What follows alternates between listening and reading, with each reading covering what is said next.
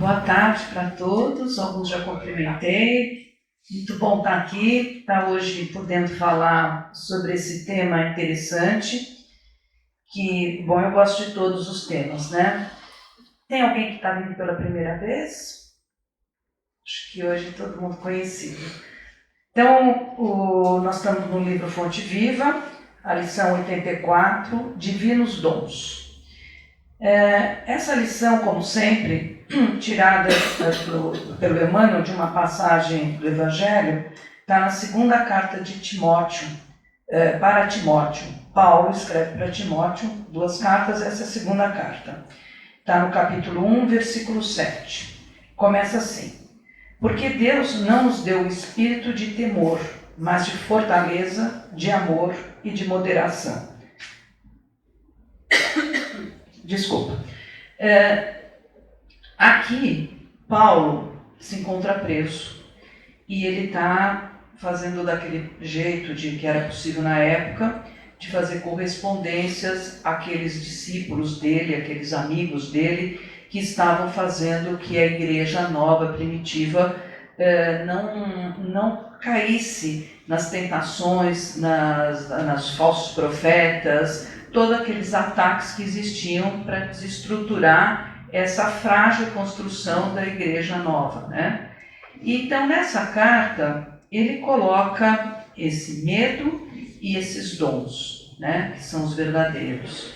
E ele termina a carta dizendo que ele está preso e que ele próprio não se envergonha e não se arrepende de toda a dedicação e amor que ele tem por Jesus e pela boa nova que são os evangelhos. E assim que deve ser, como uma gratidão da vida, do amor, da esperança, da fé que Jesus veio nos trazer. Então é uma carta muito bonita e aqui Emmanuel, como sempre, ele destaca de forma bastante interessante, ele traz um pensamento ótimo, que ele fala assim: realmente não foi o Pai Excelso quem nos instilou o espírito do medo. Ao revés disso, conferiu-nos largamente a fortaleza, o amor e a moderação. Na minha Bíblia está traduzida como domínio de si mesmo, que eu achei que também é muito interessante. As duas palavras não são tão sinônimas, mas são interessantes. O domínio sobre nós, que nós vamos ver aqui na lição como é importante, e a moderação, que é um equilíbrio, um bom senso, não é? Então, aqui, baseado nesse princípio, nesse começo da lição, nós vamos vendo que por que ele traz o medo, né? Como algo que nós é que passamos a sentir, nós que começamos a vivenciar esse medo, e ele põe na lição que o medo então, se não foi Deus que nos deu, nós que criamos esse medo, né? E o medo, como ele coloca como um clima de medo. E o clima de medo, ele é, na minha leitura, reativo, ele é uma defesa e é reativo. Quando nós temos medo de uma situação, muitas vezes a gente não consegue conversar sobre esse medo, sobre essa situação. A gente reage a que, segundo Emmanuel, ele coloca coisas bem fortes. Ele põe que só aparece o monstro do egoísmo, da discórdia, do desespero, da crueldade. Que isso que ele compara até como uma podridão, como se fosse uma cultura, uma bactéria que vem e começa a comer tudo e corrói tudo. Então, o que aqui no contraponto? Se nós não conseguimos manter esses dons nossos, que requer um grande esforço, né? A gente nos mantermos fortes, amorosos e ainda com domínio sobre nós. Nós temos que estar sempre em busca dessa reforma íntima, desses nossos problemas e fazer essa profunda viagem para dentro de nós. Porque o que o medo faz? O medo, quando a gente não consegue, muitas vezes a gente vai projetando nos outros essas nossas angústias, essas nossas aflições, no lugar de poder pensar, conversar, ou pelo menos conversar com a pessoa mais importante nesse momento, que sou eu mesma. Eu poder entender o que eu estou fazendo. Então, aqui nós sabemos que até teve quem fez o Evangelho no Lar essa semana, viu a lição bonita que o Carlos trouxe do sois luz, né? Então Jesus trouxe toda essa visão de nós sendo filhos de Deus, nós como luz. Luz, a gente pensa até no sol, na estrela, sol, algo que ilumina, que esquenta, que faz com que a vida aconteça. Ilumina no sentido metafórico, ilumina, trazendo de novo para nós, a luz ilumina dentro de nós, lá aqueles recantos todos que estão precisando de cuidado, que a gente olhe para não criar essas bactérias, esses problemas que nós vamos tendo e não conseguimos muitas vezes mais nem dar o nome. E aqui nas minhas pesquisas, eu fiquei pensando, né, que o Emmanuel termina a lição de uma forma que ele fala sobre isso, que ele fala assim, deixa eu pegar aqui, seguirás para diante na terra e além da terra com a luz do coração e a paz da consciência. Então, quando ele trouxe isso, luz do coração, paz da consciência, é aquele coração que está terno, né? E a consciência tranquila, uma consciência trabalhada, de onde eu estou podendo entender as coisas, não idealizando o impossível, que é uma vida sem problemas, uma vida que não vai acontecer nada que vai me frustrar, mas que eu tenha vamos dizer, essa tranquilidade de poder ir discernindo as coisas, não deixando acumular tudo e podendo resolver parte por parte, aonde que eu fique assim, o termo, né? Paz da consciência. Eu acho que paz da consciência é algo que nós todos buscamos incessantemente. E a paz é interessante porque a gente tem a sensação, né, que adquiriu e ela foge, né, sai correndo. A gente tem que de novo, corre atrás, pega de novo e tal. E até que a gente tem uma transformação interior tão significativa de que cada vez foge menos, cada vez a gente tem que correr menos. Nós vamos conseguindo trazer isso para ser parte da minha pessoa. Então isso tudo fica muito bonito. Até trouxe um livro aqui que é muito sugestivo, se alguém tiver com vontade de se aprofundar um pouco, que é esse Vibrações de Paz em Família, da Hermance Dufault, que é um espírito maravilhoso, um espírito, sem dúvida, eu sei que ela foi pedagoga na última encarnação que a gente teve conhecimento, ela escrevia livros de educação, mas ela é uma psicóloga de mão cheia. Vale a pena ler, são livros, são lições curtas, muito interessantes. Mas voltando, então agora nós estamos num outro impasse. Nós já temos, né, muitos de nós aqui já se aprofundou um pouco no espiritismo ou em outras filosofias, então nós temos conhecimento disso que eu estou falando, não é nenhuma grande novidade, né? Então, vamos dizer, agora, por favor, vai entrar? Não. Agora fica a questão. A partir do momento que eu sei alguma coisa, isso já faz parte do meu repertório, estou sabendo. Mas agora tem mais um passo que é o mais difícil, que eu coloquei aqui como desafios. Que o desafio qual é?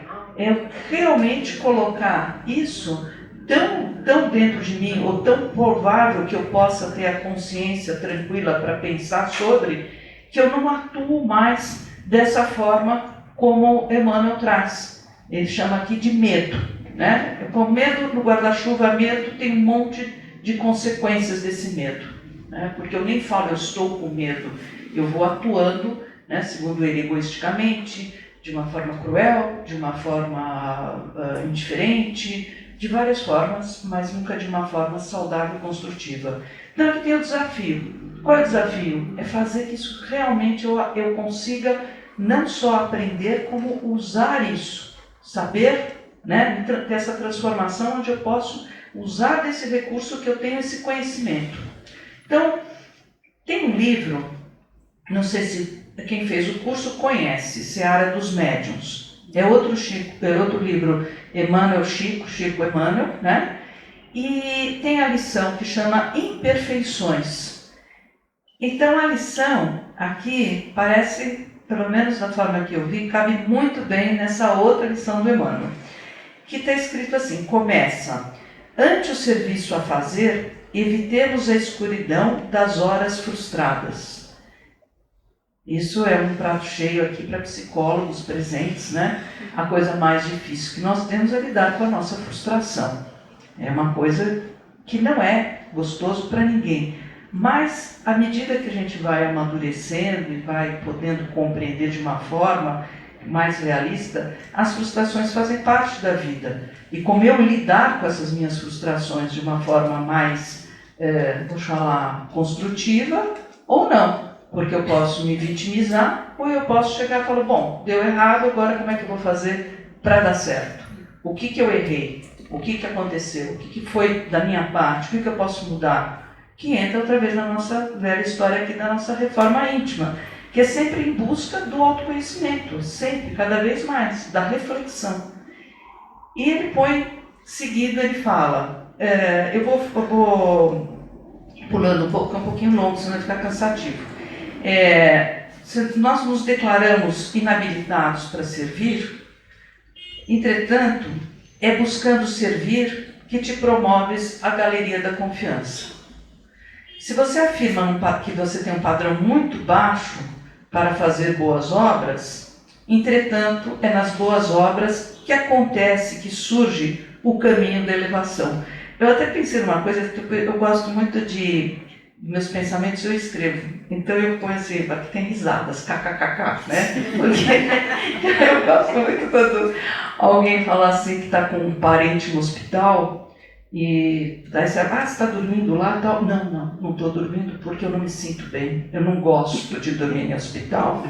Minha mãe que está, ou minha filha, ou alguém está, né? Eu sempre dou risada, porque mas quem gosta de dormir no hospital? Ninguém gosta, ninguém se sente bem. Me sinto super bem, hoje eu vou dormir no Einstein. Nossa, estou com uma insônia, vou lá passar uma temporada dormindo lá. Quer dizer, não tem. Então, quer dizer, aqui fica, depois, a seguir, ele até vai falar sobre... Eu primeiro li e escrevi isso para mim, e depois aqui, mais na outra página, ele mesmo fecha com isso, né? Que aqui, como é que é? Há muita gente que se lastima da falta de virtude, né? Dessa possibilidade, para fugir ao ensinamento, esquecendo que se já fôssemos consciências aprimoradas, ninguém recorreria à terra, o merecimento da escola. Não é isso que eu queria ler, não. Mas, enfim, ele fala, depois eu vou achar, que muita gente usa desse recurso, né? Não sou habilitado, não consigo, e não sei o quê, e fica sempre assim, o descansado e atrás tem o estressado correndo atrás, né? Então, para a gente não usar desse artifício, a gente encarar o que nós temos para fazer. Não vamos esquecer que... não vamos esquecer o que nós esquecemos, que foi o que combinamos para reencarnar. Então, tem uma série de coisas que não adianta a gente fazer atalhos que a gente acha que são inteligentes. Aqui na lição, Emmanuel fala desses atalhos que a gente quer fazer as coisas sem esforço próprio para que a nossa melhora. Então a gente fica arrumando recursos que parece que, mas não é. Eu não estou fazendo, só parece que eu estou fazendo. E aqui, seguindo um pouco esse outro livro, ele fala assim, o culto à fraternidade, ele fala assim, assevera-se espírito devedor e por esse motivo desertas do culto à fraternidade. Aí está aqui, acusas-te de entediado, por isso renúncia às lutas edificantes. Então aqui bem isso, eu me considero um espírito, nossa, mas eu não sou bom, eu não estou nessa altura, eu não consigo fazer essas coisas que vocês fazem, ou você faz, o fulano faz. A gente se põe num lugar que tem um lugar que eu não estou dizendo que não seja verdadeiro, já que a pessoa está falando, mas o convite é nós pensarmos por que eu me coloco nesse lugar. E por que eu fico satisfeito em estar nesse lugar? Por que eu não posso aprender com o exemplo do outro e saber que todo o meu movimento fraternal, todo o meu movimento de uma evolução é algo que é um compromisso, antes de mais nada, comigo mesmo. Se a gente vem para cá com essa oportunidade de evolução, nós temos que aproveitar isso. E isso faz parte do quê? Enfrentar as minhas sombras, enfrentar as minhas dores, enfrentar os meus medos, e não a outra parte. Tudo depende de quem a gente ilumina. Vocês lembram uma história que eu próprio já contei aqui, talvez se for repetitivo, não vou contar bem bacana, vou contar mais abreviado, tá? Era um menininho, chega em casa, encontra o avô, e o menininho está super irritado e fala para o avô. O avô olha para ele e fala assim, avô, estou super chateado, morrendo de raiva, eu briguei na escola. E pergunta para o avô, você já brigou na escola? Você tem raiva? E o avô, tenho muita raiva também, sinto raiva, nossa, sinto às vezes vontade de esganar uma pessoa. Ele fala, mas eu também vou, e como é que faz? Ele fala, eu vou te contar assim, vamos supor que eu vou te contar, eu tenho 2 tigres que moram dentro de mim. Um tigre é um doce, um amor, só me dá bons conselhos, tudo ele fala para eu deixar para lá, não tem problema, não tem importância e tal. E tem o outro tigre, que é um tigre, ele é malvado, sabe? Ele é raivoso, ele tem ódio, ele fica falando, vai lá e briga, vai lá e faz, vai lá e acontece, né? E ele fala, e como que é isso? Ele fala, a maior briga aqui dentro, entre o bom e o mal, aqui, nossa, os dois brigam muito. E o menino fala, mas quem é que vence a briga? Ele fala, aquele que eu alimento mais. Né? Então fica essa história, eu acho interessante, da gente pensar quem nós alimentamos mais e por que nós vamos ficando conformados de não estarmos no nosso melhor, de não acreditarmos no nosso potencial melhor.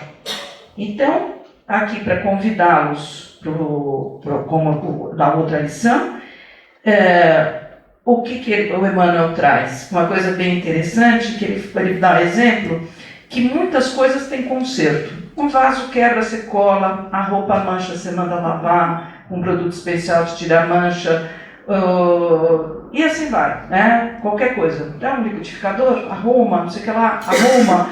Então, por quê? Imagine só, por que Deus, na toda a sua bondade, não traria a oportunidade nossa, como espíritos, de nós nos melhorarmos também, de nós irmos cuidando, né? Consertando, dentro dessa frase do Emmanuel, essas pequenas coisas, ou até as grandes coisas. Por que nós não vamos enfrentando isso e vamos arrumando?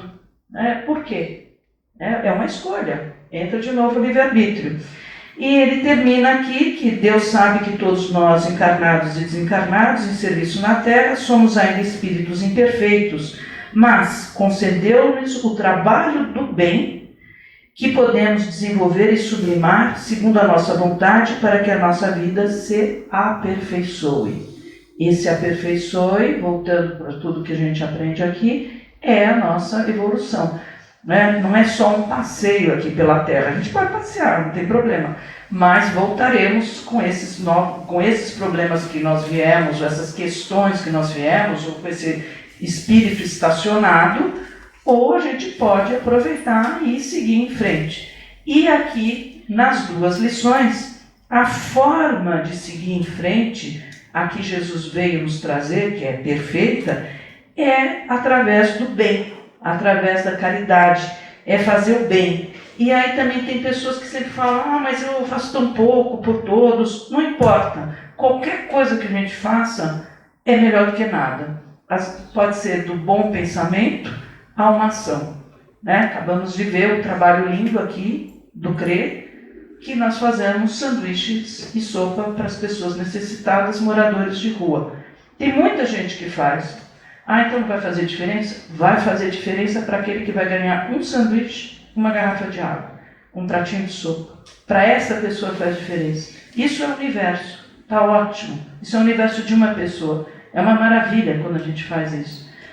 A lição, então, fica aqui numa reflexão que eu deixo com pergunta. O que nós vamos escolher? Nós vamos escolher ter medo? Ou vamos escolher ter sabedoria e tentar, pedindo ajuda ou não, estudando, cada um do seu jeito, mas de viver a sabedoria e todos esses dons que Deus trouxe para nós e a gente vai aproveitar. Vou encerrar, eu recebi isso aqui que eu faço sempre uma contribuição em dinheiro para um grupo de médicos, né? Acho que é o Médicos Sem Fronteira. Ó, que bonitinho. Quem é? Madre Teresa de Calcutá. E tem essa oração, diria, né, maravilhosa, que é assim: faça mesmo assim. Muitas vezes as pessoas são egocêntricas, ilógicas e insensatas. Perdoe-as a si mesmo. Se você é um vencedor, terá alguns falsos amigos e alguns inimigos verdadeiros. Vença a si mesmo. Se você tem paz e é feliz, as pessoas podem sentir inveja. Seja feliz assim mesmo. O bem que você faz hoje pode ser esquecido amanhã. Faça o bem a si mesmo. Dê ao mundo o melhor de você, mas isso pode não ser o bastante. Dê o melhor de você a si mesmo. Veja você que no final das contas é tudo entre você e Deus. Nunca foi entre você e os outros. Madre Teresa. Obrigada.